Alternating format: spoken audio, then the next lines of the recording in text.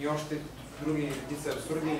Най-страшният от който е, може би, това, което извършва Александър Караджорджевич, престолонаследника, който в Скопие среща българско момиченце и на въпросът му баща си ти, той отговаря българка, при което той е разярен и удря шамар. Вероятно си досещате вече за стихотворението на Иван Вазов, посветено на тази случка.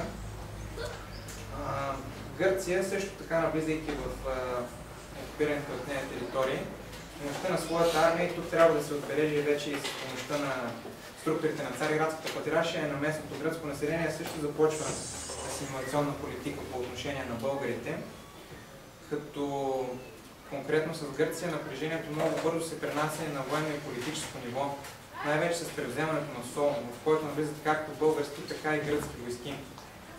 Именно около Солун и Нигрита, още преди приключването на боевете с турците и преди превземането на Одрин, избухва сражение между българи и гърци. А в последвалата междусъюзническа война гърците ще подложат населението в Егейска Македония и Тракия на един ужасяващ геноцид.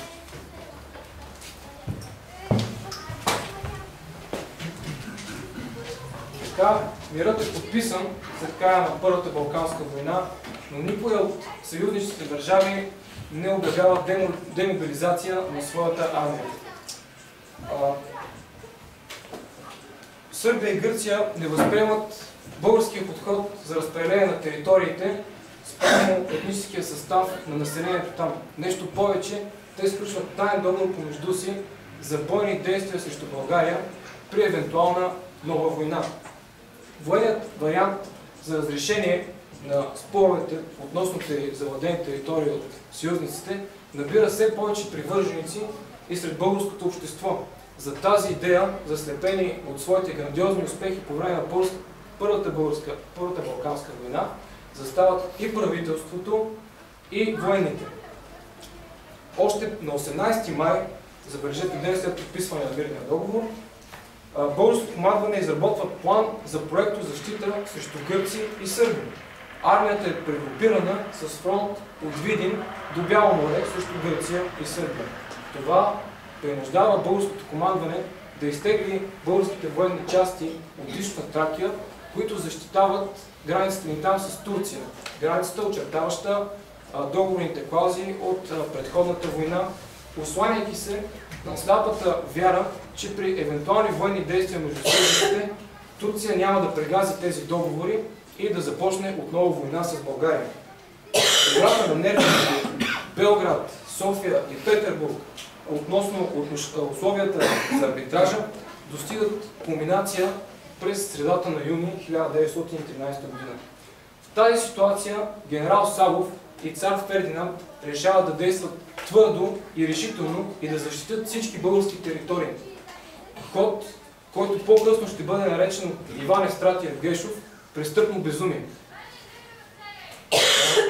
Така на 17 юни 1913 година, по нареждане на царя и без знание на правителството, генерал Михаил Савов нарежда на българските войски да преминат в атака, но този път срещу Сърбия и Гърция.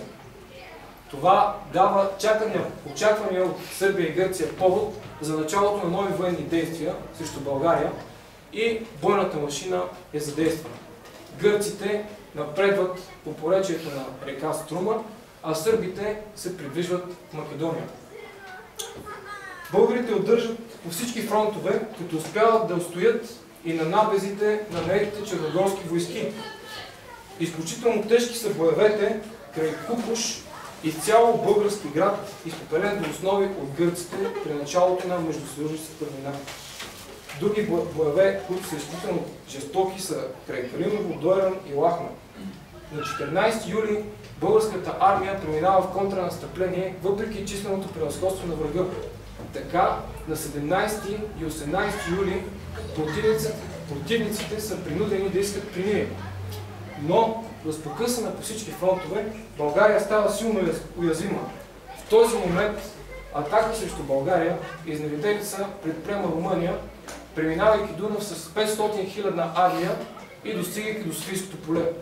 Почти през този същия момент 250 хилядна турска армия преминава линията, очертаваща предходния мир, линията Мидия-Енос, и напредвайки в източна Тракия, тя избива множество от мирното население. Великите сили при тази ситуация не защитават България при положение, че Турция погазва явно мирния договор. По това време правителството в България не успява да удържи на кризата и бива сменено, като новото правителство се оглавява от Васил Радославов. Този ход цели подкрепата на западните сили, защото Васил Радославов е про-западно политически ориентиран. Но подкрепа така и не идва от никъде.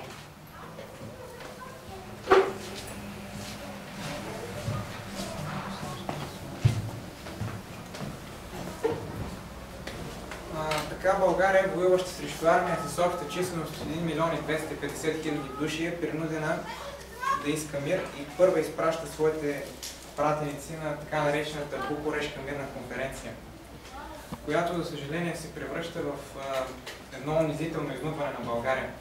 Въпреки нейния принос за победата на Турция, всякакво чувство за християнска съпричастност и справедливост от бившите и съюзници липсва.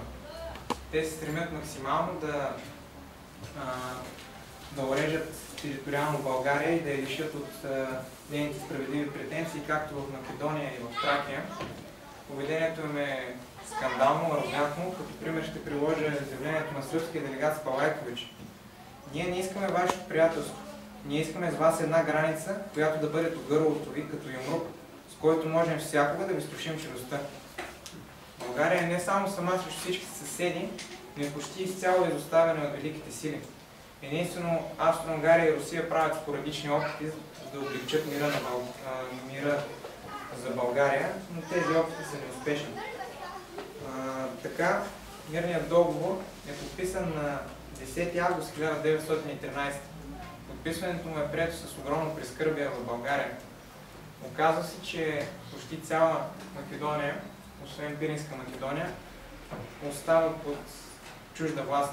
В следващите 90 години нашите сънародници там ще бъдат подложени на безкомпромисна асимилация, резултатите от която, за съжаление, всички знаем. Също така, Румъния анексира Южна Добруджа,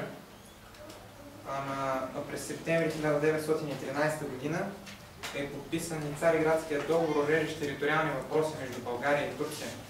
Според него Турция ще реокупира източна Тракия, като, както спомена Константин, при тази реокупация турците извършват един погром над българското население. Хиляди бежанци тръгват към България, включително те се заселват и тук по нашия край, Северна Тракия. Струва ми се, че е редно да отбележи също така и малко статистически данни за това до каква степен е несправедлив този мир. България дава в двете войни общо 176 000 жертви. Въпреки това, нейното териториално разширение възлиза едва на 17%. Населението й се увеличава едва с 8%. На сметка на това съюзниците дават общо под 150 000 жертви. Гърция отвоява територията си и увеличава населението с 67%. Сърбия увеличава територията си 2 пъти, най-вече с Македония, и също така своето население почти 2 пъти. България изпада и в една тотална икономическа криза. Държавата ни задлъжнява към чужди банки, тъй като е било необходимо да се теглят заеми за поддържането на армията ни в бойна готовност.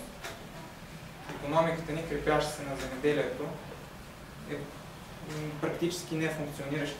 Положението се утежнява още повече и от факта, че над 250 000 бежанци се спускат към България и въпреки съпричастността на българските власти и на местното население, още повече утежняват положението в България. Ето защо този период остава известен в българската историография и народна памет като първа национална катастрофа. Вярно е, че е извоювано с хиляди български животи и кръвта на хиляди български войници, последствие до определена степен е голямо. От друга страна обаче, трябва да споменем, че войната си остава едно епохално събитие в българската история.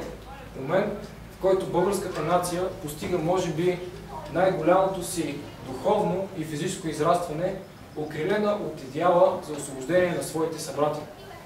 Нека не забравяме, че благодарение на българския войник и до ден днешен Родопите и Пиринският край са в пределите на държавата и са символ на непобедимият български дух.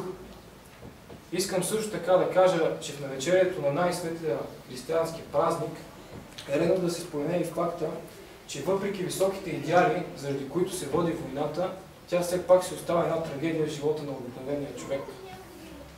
За съжаление, освен спомена за героизма, който остава след войната остават и хилядите прекъснати човешки животи и болката на техните семейства.